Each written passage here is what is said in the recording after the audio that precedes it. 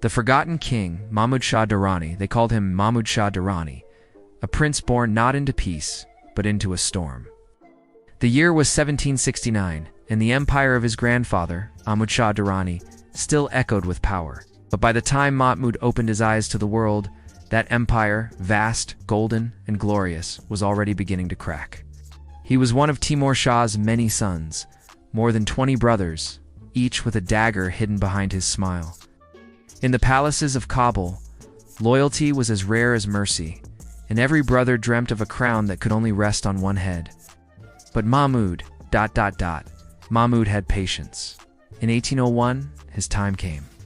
With the cunning and strength of Fateh Khan Barakzai, the most formidable man in Afghanistan, Mahmud rose against his half-brother Zaman Shah. Blood was shed, thrones were overturned, and for the first time the young prince became king of the Durranis. For 2 short years he ruled. Mahmud fled, humiliated, his crown lost, his allies scattered. In 1809, Mahmud returned older, harder, his eyes colder. At the Battle of Nimla, near Jalalabad, he fought not only with swords but with silence and strategy.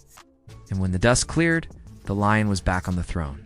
Yet, what follows is not a tale of glory, it's a tragedy written in betrayal. Fateh Khan, the very man who had built his throne, now stood too tall, too powerful. The whispers in Mahmud's court began to twist his thoughts. He who made you king can make another. And so Mahmud chose fear over loyalty. In 1818, he ordered the unthinkable. Fateh Khan was seized, chained, tortured, and finally executed in a scene so brutal that even the killers averted their eyes. Some say Mahmud watched in silence. Others say he struck the first blow himself. The Barakzai clan, once his sword and shield, rose in fury. Provinces rebelled. Generals defected.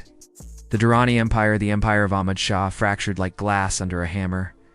Within months, the king who had worn the crown twice was driven from his capital. Stripped of power, left only with Herat, a lonely shadow of his former glory. There, for 11 long years, Mahmud Shah Durrani lived out his final act, not as a conqueror, but as a ghost of his own ambition. He died in 1829, surrounded not by armies or sons, but by silence, the echo of what once was. Few today remember his name, but his story is carved in the ruins of empires, a lesson whispered across time. An empire can survive its enemies, but never its own betrayals.